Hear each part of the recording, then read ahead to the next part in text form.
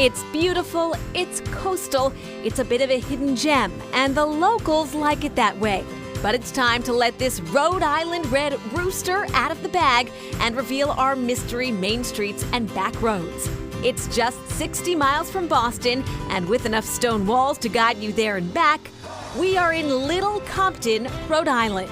I think one of the most interesting things about our early colonial history is that we actually were not part of Rhode Island. We were the western border of Plymouth Colony. Then around 1690, we became part of Massachusetts Bay Colony, and then finally became Rhode Island in 1747.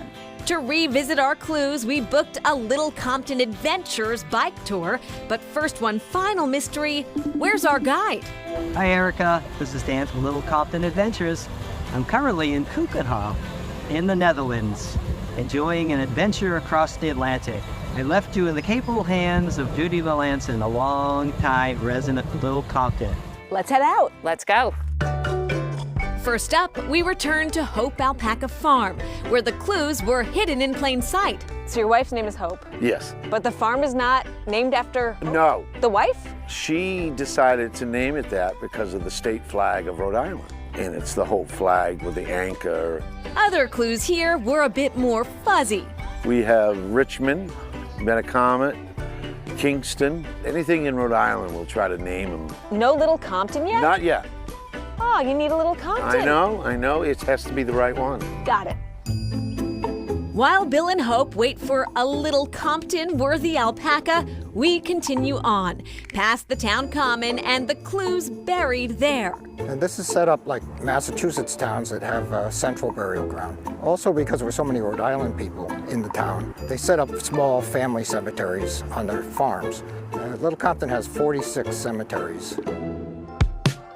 Past farms, stone walls, and quiet homes, our ride ends where the water begins, with views of neighbors only accessible by boat. Block Island is out that way. You can just see it. Why do you love it here so much? I think there is a beauty and the peacefulness and the incredible community. It just feels like it's for me, the best of both worlds.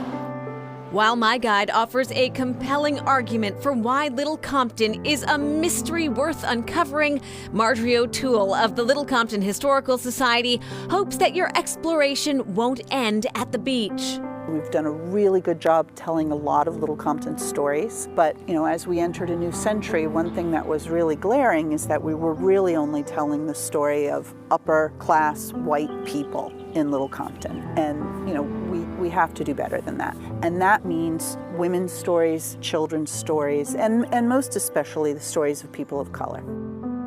Those stories include recognition of the native Sakonnet people, namesake for this point and lighthouse, who also worked as forced labor building miles and miles of these iconic stone walls, the first things we noticed when entering town. Yeah, there's complexity and nuance to everything.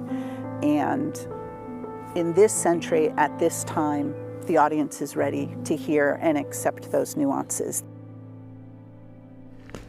And evidence of native people goes back 12,000 years in that area, although there are no longer officially any Sakonnet people living in Little Compton. It's believed that many of them joined other native communities, and similar to the Wilburs and the Sissons, they believe that they became part of the European communities that have formed over the past 350 years. Solve the mystery. Solve the mystery. And that is Chronicle for tonight. Thank you so much for joining us. I'm Shayna Seymour. And I'm Anthony Everett. Have a great evening. See you back here tomorrow night.